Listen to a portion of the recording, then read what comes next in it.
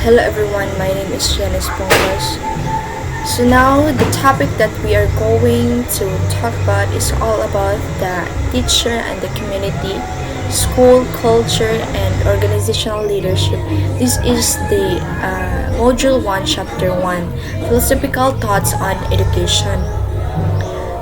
The philosophical thoughts on education, we have the isolated facts and debunking method, which is the model of education in which teacher deposit information and skills into students.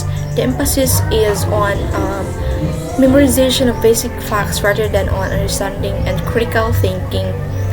The isolated facts and debunking method is depicted in the question and answer proceeding in a class is a common classroom scenario. Most of lessons are devoted to the teacher asking low-level question and the student answering with that with memorized the night before. The teacher deposited these facts a day before and withdrew them the next day. The example of this is the pupil learned that food is broken down into small pieces which are digested by the stomach and absorbed by the intestine. To connect the facts, the teacher should ask more questions like, what if the food is not chewed in the mouth? What happens to the food in the stomach and to the stomach itself? What if the stomach fails to digest from the mouth? What happens to the food in the small intestine? Will the small intestine be able to absorb the food? Those follow-up question is the example of the isolated facts and the banking method. Furthermore, this model or method views education as a specific body of knowledge that is transmitted from the teacher to the students. It emphasizes teacher-centric learning, where students are passive absorbers of information, and that is the purpose of learning is memorization of facts. We have the first philosopher, which is John Locke. We already familiar about John Locke before. John Locke was an English philosopher and physician, widely regarded as one of the most influential of Enlightenment thinkers and commonly known as the father of liberalism. John Locke in 1632-1704, he is the pioneer of the empiricist educator. Acquire knowledge about the world through the senses, learning by doing and by interacting with the environment. Simple ideas become more complex through comparison, reflection, and generalization. The inductive method questioned the long traditional view that knowledge came exclusively from the literary sources, particularly the Greek and Latin. Classic opposed the divine right of kings theory, which held the monarch had the right to be unquestioned and absolute ruler over his subject. He argues that at birth the mind is a tabula rasa or a blank slate, that humans feels with ideas as they experience the world through the five senses. Locke defines knowledge as the connection and agreement or disagreement and repugnancy of the ideas humans form. Moreover, in political theory or political philosophy, John Locke refuted that theory of the divine right of kings are argued that all persons are endowed with natural right to life, liberty, and property, that rulers who fail to protect those rights may be removed by people by force if necessary. The comments: for John Locke, education is not an acquisition of knowledge. It contained in the Greek books. It is learners interacting with concrete experience, comparing and reflecting on the same concrete experience. Comparing, the learner is an active, not passive agent of his/her own learning. But learning without direct experience can occur through various methods such as observation, reading, listening, and instruction from others. For example, we can learn from books, videos, podcasts, and lecture as well as from the experiences and knowledge of others. Our our second philosopher is Herbert Spencer, 1820-1903. Herbert Spencer was an English polymath active as philosopher, psychologist, biologist, sociologist, and anthropologist. Spencer originated the expression survival of the fittest, which he contained the principle of biology in 1864 after reading Charles Darwin's 1859 book on the origin of species. The term strongly suggests natural selection, yet Spencer saw evolution as extending into realms of sociology and ethics, so he also supported Lamarckism.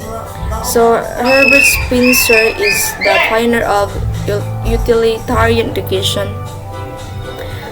Spencer's concept of survival of the fittest means that human development had gone through an evolutionary series of stages from the simple to the complex and from the uniform to the more specialized kind of activity. Also, survival of the fittest term made famous in the fifth edition published in 1869 of one of On the Origin of Species by British naturalist Charles Darwin, which suggested that organisms best adjusted to their environment are the most successful in surviving and reproducing, and social development had taken place according to an evolutionary process by which simple, homogeneous societies had evolved into more complex societal systems characterized by humanistic and classical education. The curriculum should emphasize the practical, utilitarian, and scientific subjects that help humankind master the environment, and also was not inclined to rote learning. Schooling must be related to life and the activities needed to earn a living. And curriculum must be arranged according to their contribution to human survival and progress. Science and other subjects that sustain human life and prosperity should have curricular priority since it aids in the performance to life activities. And lastly, individual competition leads to social progress. He who is the fittest survives. Ornstein in 1984.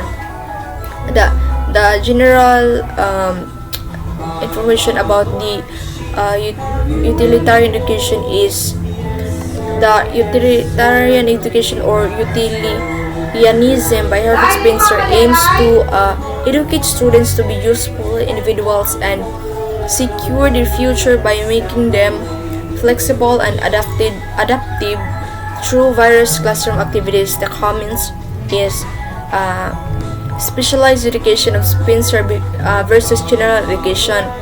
To survive in a complex society, Spencer favors specialized education over that of general education. We are in need of social engineers who can combine harmoniously the finding of specialized knowledge.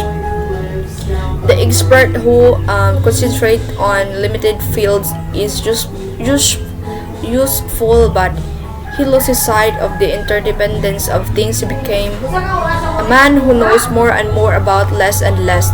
We must be warned of the deadly peril of over-specialism. Of course, we do not favor the other extreme, the superficial person who knows less and less about more and more. Regular education is the term often used to describe the educational experience of typically developing children.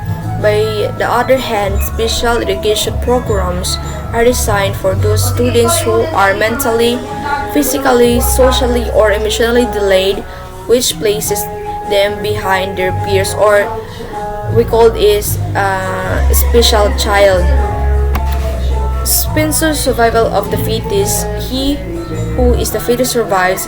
Individual competition leads to social progress. Competition in class is what advocates of the whole child approach that socio-emotional learning or SEL atmosphere negate.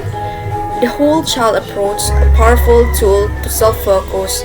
School has tenants. Each student learns in an environment that is physically and emotionally safe for students and adults, and each student has access to personalized learning and is supposed to be qualified caring adults according to Frey in 2019. Our third philosopher is John Dewey, 1859-1952. Um, was John Dewey was an American philosopher, psychologist, and educational reformer. He was one of the most prominent American scholars in the first half of the 20th century. John Dewey is the pioneers of learning through experience.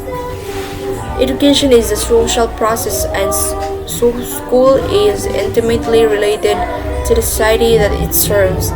Children are socially active human beings who want to explore their environment and gain control over it. Education is a social process by which the immature members of the group, especially the children, are brought to participation in society.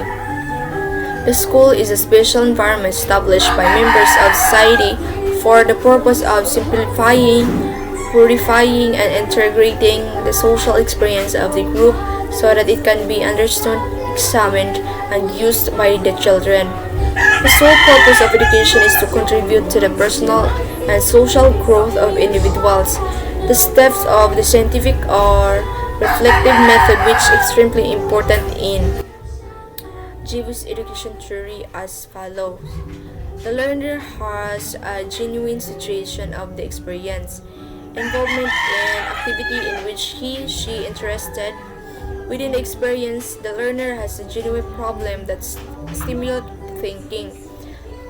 The learner also possesses the information or does search to acquire the information needed to solve the problem. The learner develops possible or tentative solutions that may solve the problem. The learner tests the solution by applying them to the problem in a way what discovered their validity of for self.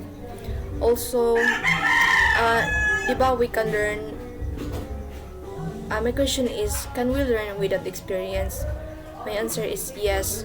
We can learn without experience through observing, reading, listening, or what else? Reading books and so on and so forth. For example, we can learn through lectures as well from the experience and knowledge of others. And the fund of knowledge of the human race. Dewey does not disregard the accumulated wisdom of the past. These past ideas, discoveries, and invention are cultural heritage will be used as the material for dealing with problems and so will be tested. If they are of help, they become part of their reconstructed experience. Fund of knowledge are the essential cultural practice and bodies of knowledge that are embedded in the daily practice and routines of families learn to how gather and use the funds of knowledge for children and families in the classroom. And we have the school are for the people and by people. School are democratic institution where everyone, regardless of age, ethnicity, or social status, is welcome and encouraged, said to participate in the democratic process of decision making. Learners and stakeholders practice or experience democracy in schools. George Counts, 1889 to 1974, Building a New Social Order. Education is not based on internal truth, but is relative to a particular society living at a given time and space.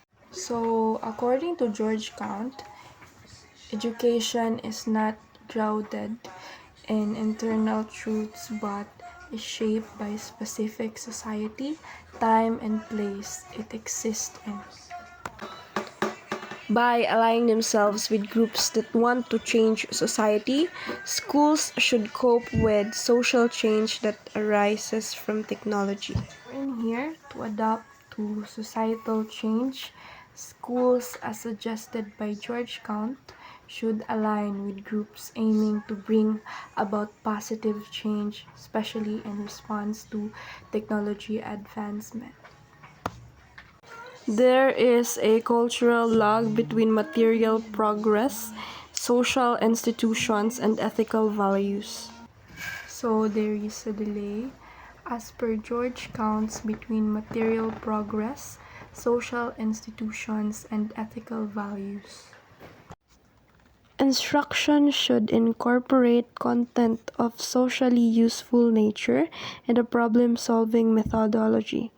Students are encouraged to work on problems that have social significance. So according to George Counts, teaching should include socially relevant content and a problem-solving approach.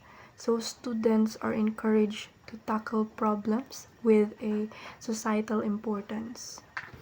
Schools become instruments for social improvement rather than an agency for preserving the status quo.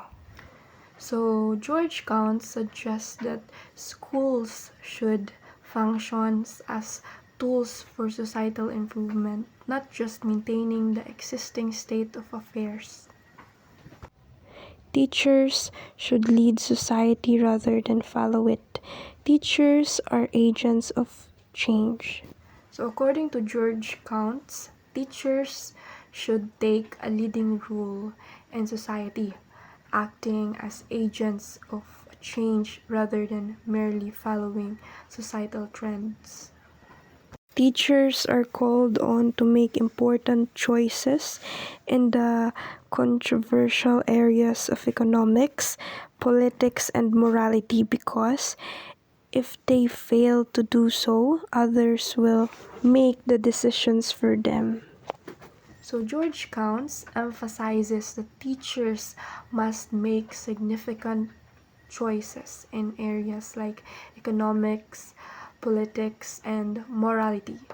Failing to do so could result in another making this decision on their behalf. Schools ought to provide an education that affords equal learning opportunities to all students.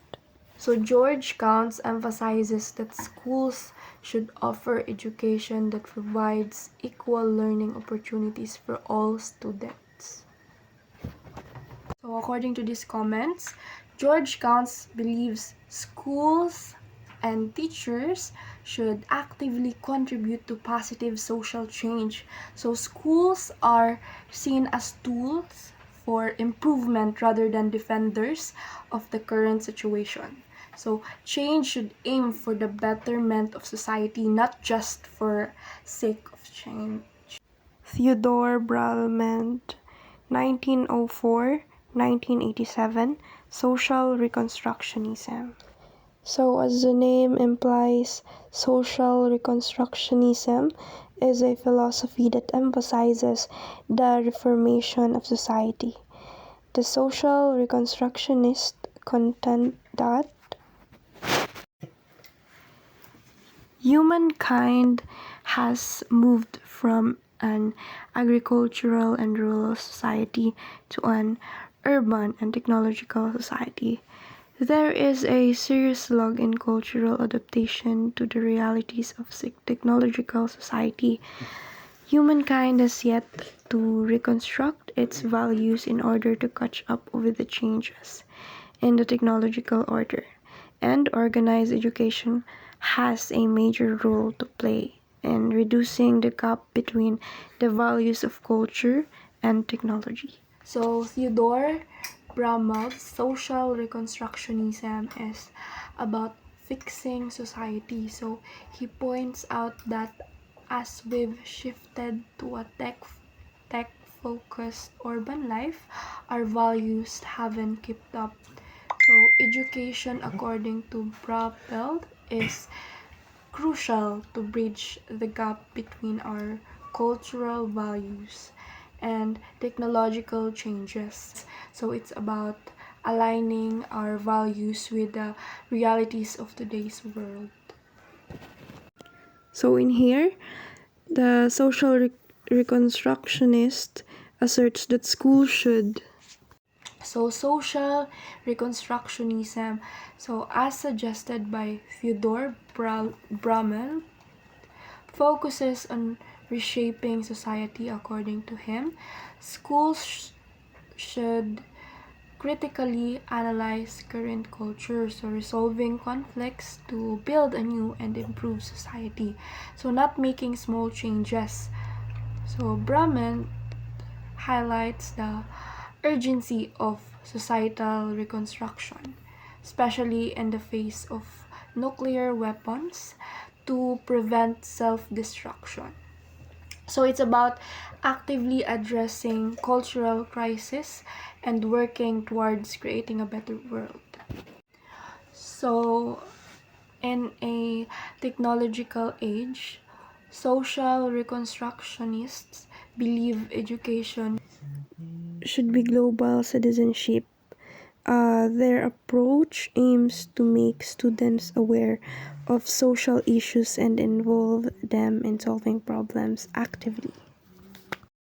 So, social reconstructionists strongly believe in fairness and equal opportunities in both society and education.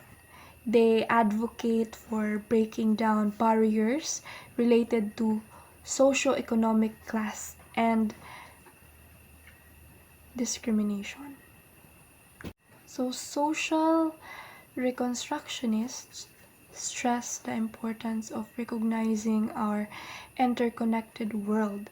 They believe in improving the overall quality of the life on a global scale by considering and enhancing it for everyone. So, according to the comments, Brumeld, like Do, and Counts, they support active problem solving in teaching.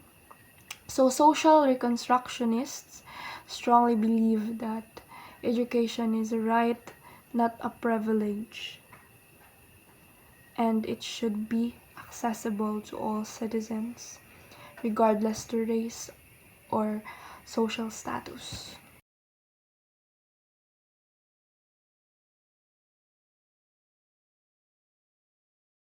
So, Paulo Freire, a critical theorist, believed in changing system to overcome oppression and improve human.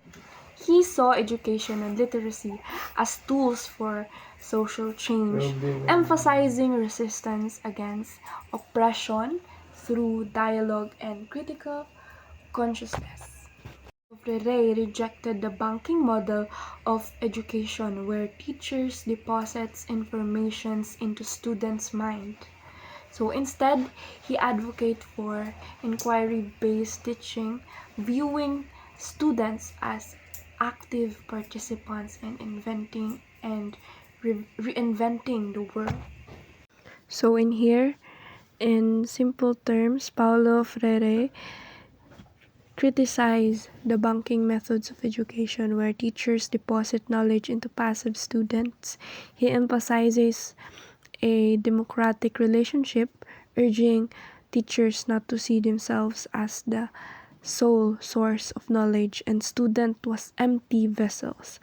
This approach is essential for the consistization process, fostering an active and mutual learning experience.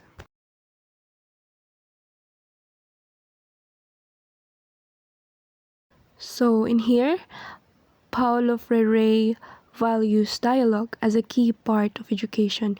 So it involves love, respect, and mutual discovery, genuine dialogue, characterized by respect and tolerance, fostering learning from other and about ourselves. So it emphasizes equality, mutual recognition, and staying open to questions. So Freire sees dialogue as a way to develop a tolerant sensibility and build solidarity among people. So everyone, as you can read, dialogue is the basis of critical and problem-posing pedagogy as opposed to banking education where there is no discussion, only the imposition of the teacher's ideas on the students. So in Paulo Freire's views, dialogue forms the foundation for critical and problem-posing pedagogy. Unlike the banking education approach where there's no discussion and teachers simply impose their ideas on students, genuine dialogue encourage active engagement, mutual exchange of ideas, and collaborative problem solving. So it contrasts with the one-sided nature of traditional teaching methods. According to the comment, these philosophers highlight the importance of interaction and forming a community of inquiry as Charlie Sanders Peirce described. So this community involves individuals working together on a shared question of problem, fostering a better understanding and collaborative problem solving among learners. Hello everyone, thank you for listening. I hope everyone understands what I'm saying. And I'm so sorry for my mispronunciation, my mistakes. Nobody's perfect. I'm not perfect. We're not perfect. Thank you so much.